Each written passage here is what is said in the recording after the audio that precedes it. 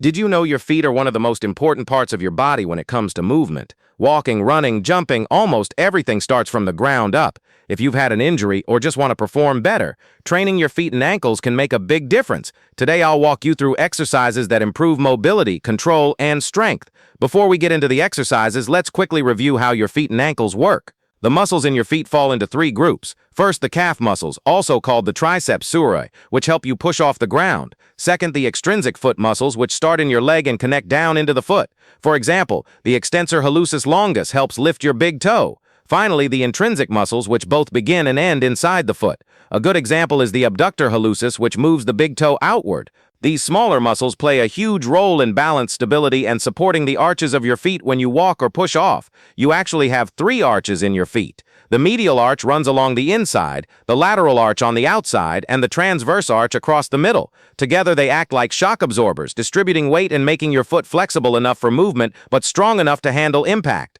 When it comes to training the foot, many exercises work both intrinsic and extrinsic muscles. There's no single best movement. It all depends on your goals and condition. Think of foot training as a spectrum. On one end, light movements like toe yoga, and on the other, high-intensity options like hopping or jumping. Where you train along this spectrum depends on whether you're recovering from injury or preparing for explosive sports. One simple starting point is toe flexion and extension.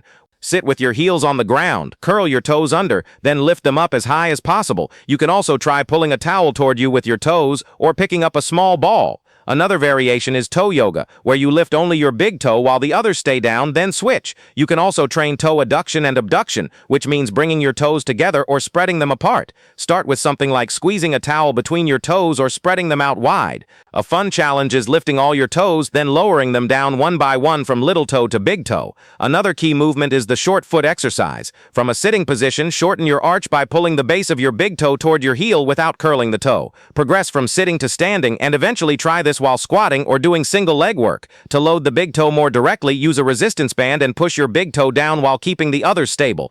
This can be done seated or standing with your foot elevated. Another option is pressing your big toe into an inclined surface at a 30-45 degree angle and holding for a few seconds. This isometric exercise builds force and can be done on one or two legs, even with weights. A more advanced progression is the foot bridge, where you elevate your big toe and heel on plates, lean forward slightly, and hold while maintaining your arch. Beyond foot-specific drills, you should also include strength, balance, and plyometric work. Heel raises are a classic exercise. Start with 2 feet, then progress to 1 from flat ground to steps, and eventually add weights. Seated variations target the muscles differently. Balance training is also important, beginning with single-leg stands and progressing to harder versions like eyes closed, unstable surfaces, or dynamic reaching. Lower body exercises like lunges, step-downs, and single-leg deadlifts also challenge your feet to stabilize your body. Plyometric work prepares your feet and ankles for high-intensity activities like sprinting and jumping. Start with simple rebound jumps where you bounce off the ground using just your ankles and toes. Progress by adding forward, backward, and side-to-side hops, then move to single-leg variations.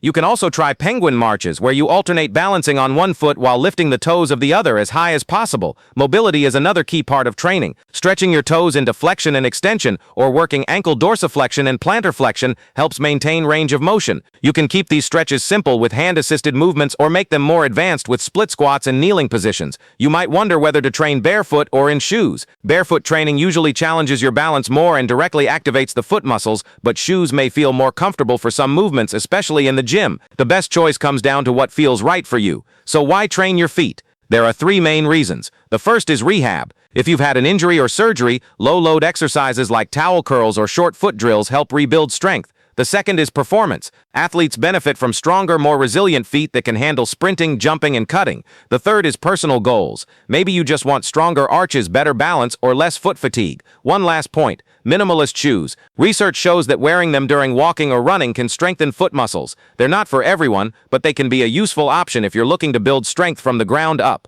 Thank you so much for watching. If you enjoyed the video, tap the like button, subscribe, and turn on notifications for more content. Until next time.